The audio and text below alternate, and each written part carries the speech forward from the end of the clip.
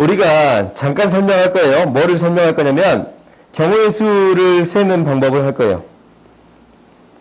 경우의 수에서 중요한 두 가지가 있어요. 일일이 세다가 가장 중요한 두 가지 법칙이 나와. 주원기 때 배웠어. 합의 법칙, 고배 법칙이에요. 합의 법칙은 뭐야? 아니야. 또는이 아니고 동시에 일어날 수 없을 때.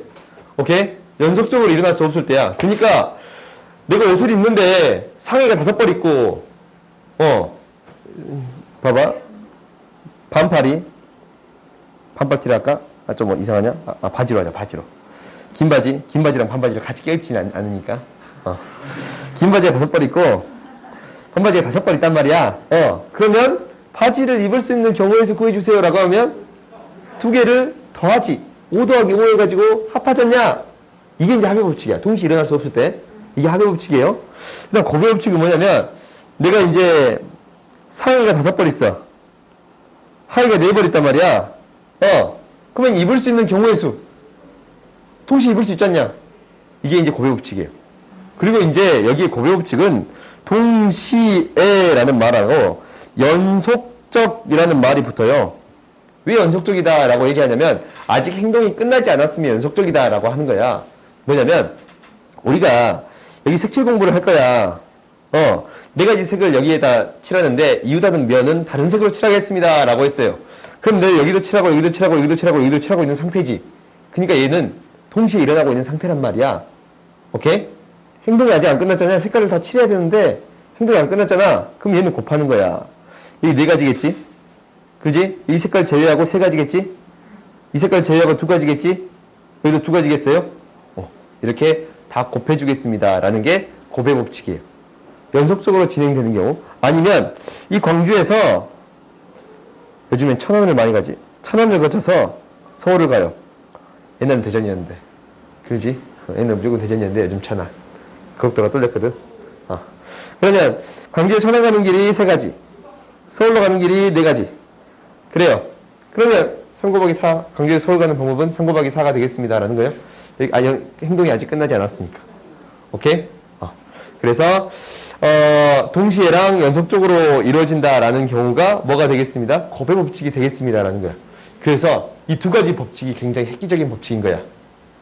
결론은 뭐냐면 여기서 하고 싶은 결론은 뭐냐면 경우의 수요.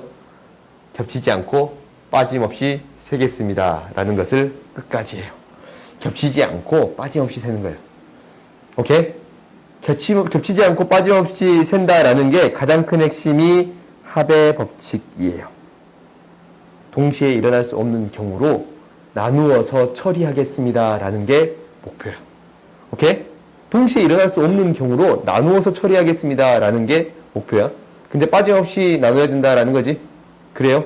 이거를 너희들이 처음부터 끝까지 잘해야 돼. 오케이? 이게 너희들이 목표야. 처음부터 끝까지 그게 목표. 그러면 경우의 수에서 나오는 경우가 대표적인 경우가 뭐가 있냐면 첫 번째가 내가 준비한 거 몇 가지 빼고만 할까? 주사위 빼고 합시다. 약수의 개수요.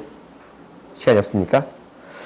약수의 개수를 세겠습니다 라는 건데 녹음하고 있어.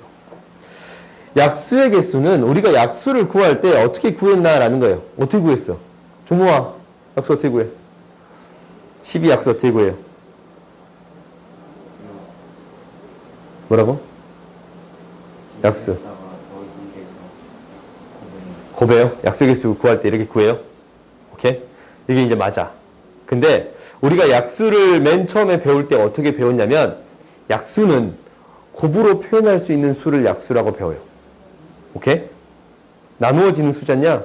근데 맨 처음에 너희 약수 초등학교 때 구할 때 이렇게 구해. 1 곱하기 12 이거 약수지. 2 곱하기 6 이거 약수지. 3 곱하기 4 이거 약수네. 그래서 1, 2, 3, 4, 6, 10이라고 배워요. 이거야. 오케이? 이거예요. 곱으로 표현할 수 있는 수가 약수인 거야. 오케이? 그래서 곱으로 표현하는 가장 간단한 형태가 소인수분해란 말이야. 그래서 소인수분해를 하는 거예요.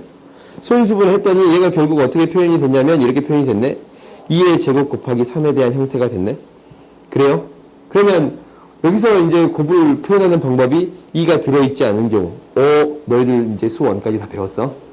이거 쓰면 안 되지만 2가 한 번 들어있는 경우, 2가 두 번 들어있는 경우, 3이 안 들어있는 경우, 3이 한 번 들어있는 경우로 나눠가지고 이 경우 3가지고 이 경우 2가지니까 곱해서 6가지가 있습니다. 라는 게 여기서 하고 싶은 얘기야. 오케이? 그래서 너희들한테 어떤 문제가 나오냐면 이런 문제가 등장하는 거예요. 720의 약수 중에 3의 배수인 거 구해주세요 라는 거야. 오케이? 그러면 얘를 약수를 구하는데 얘는 어떻게 될 거냐면 얘는 어떻게 돼요? 8, 9, 72니까 2의 4제곱 곱하기 3의 제곱 곱하기 5가 되겠습니다 라는 거네. 그러면 3의 배수다 라는 것은 당연히 얘는 2의 0제곱부터 2의 4제곱까지 될 것이고 3의 0제곱, 3의 1제곱, 3의 2제곱, 5의 0제곱, 5의 1제곱이 될 건데 이게 없으면 안 되지. 3의 배수가 반드시 있어야 됩니다 라는 거예요. 그래서 5가지 곱하기 2가지 곱하기 2가지가 되겠습니다 라는 게 여기서 하고자 하는 얘기예요. 오케이? 알겠어요? 약수를 어떻게 처리하는지 알겠지? 그 다음 봅시다. 전체에서 빼도 돼. 그러니까 전체에서 아닌 걸 빼도 상관이 없어요. 오케이? 그 다음 봅시다. 그 다음 지불하는 방법이랑 지불하는 금액이에요.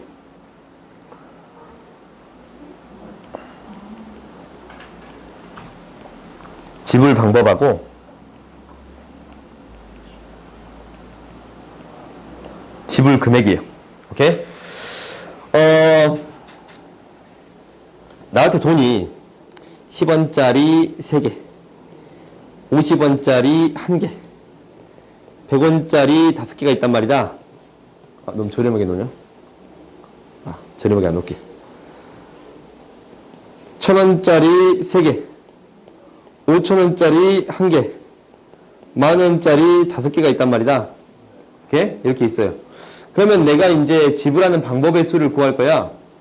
그러면 얘가 낼 수 있는 방법은 4가지, 2가지, 6가지잖냐. 그래서 지불하는 방법의 수는 4 곱하기 2 곱하기 6인데 빵원 내는 경우는 빼야겠지? 이렇게 구하는 거예요. 지불하는 금액의 수도 이건 똑같아. 그래요? 근데 어떤 경우 문제가 생기냐면 5천원짜리가 2장이 돼버렸어요. 2장이 돼버렸단 말이다. 그러면 우리가 이제 지불하는 금액을 생각을 해보면 5천원, 만원, 15,000원, 2만원, 25,000원, 3만원까지 있지. 그래요? 5천원 단위로 끊어서 금액을 내버릴 수 있는 거예요.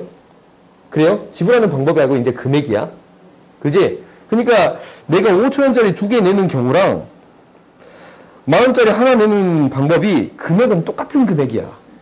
그러니까 결국 우리가 어떻게 처리해 주는 게 핵심이냐면 작은 단위로 큰 단위를 만들 수 있다면 이 큰 단위를 작은 단위로 나누어서 생각해 주겠습니다 라는 거예요. 그럼 이렇게 됐으면 우리가 금액을 구할 때 어떻게 구해 주겠습니다 라는 거냐면 그냥 이걸 합쳐서 5천원짜리가 몇 장이 있습니다? 11장이 있습니다. 11장이 아니잖아. 12장이 있습니다 라고 생각해 주는 게 좋다라는 거예요. 오케이? 그러면 이제 이거 5가지고 얘 13가지지. 곱해서 5 곱하기 13인데 한 가지 경우 빼주면 되겠어요? 오케이?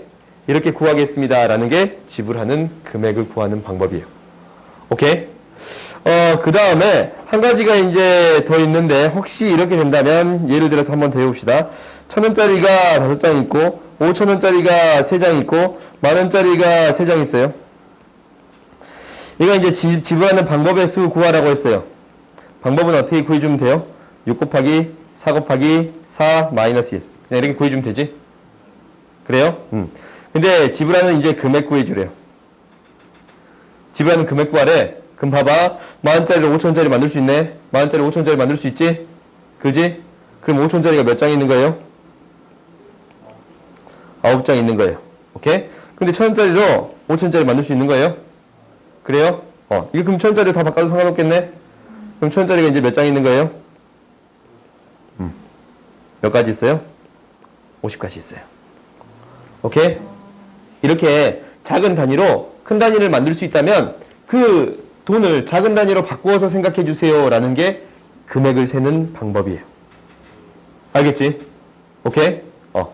그러면 이제 너희 이제 이거 처리할 수 있었어. 그 다음에 이제 마지막 나오는 게 이거야. 수영도거든. 근데 방금 50까지 영원 내는 거 40%가 이미 없지. 이미 50까지면 1000짜리가 50장 있다라는 생각이잖아. 0원 빼고 그냥 50까지. 오케이? 생각할 필요가 없는 거야, 여기서는. 수영도 같은 경우는 뭐냐면 이거야. A학생, B학생, C학생이 있어요. 근데 각각 모자를 쓰고 왔단 말이야.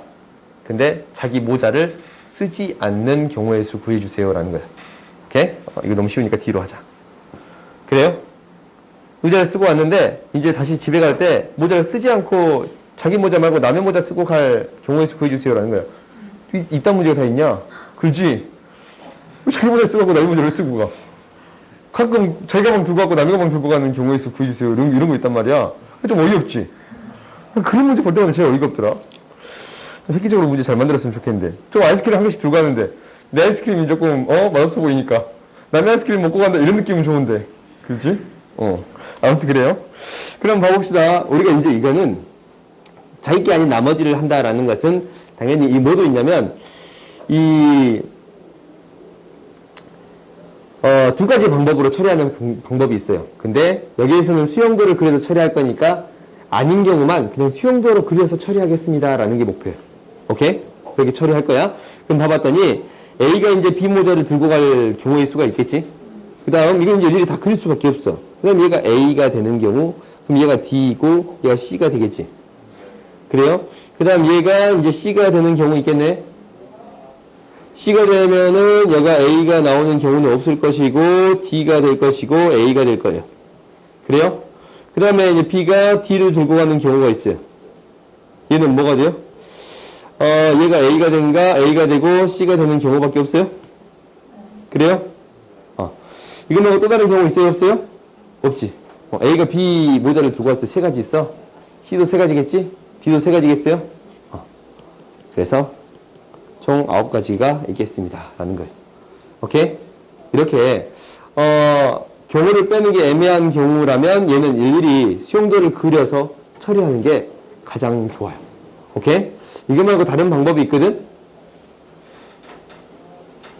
나중에 시간 났을 때 할게요. 오늘 여기까지 합시다.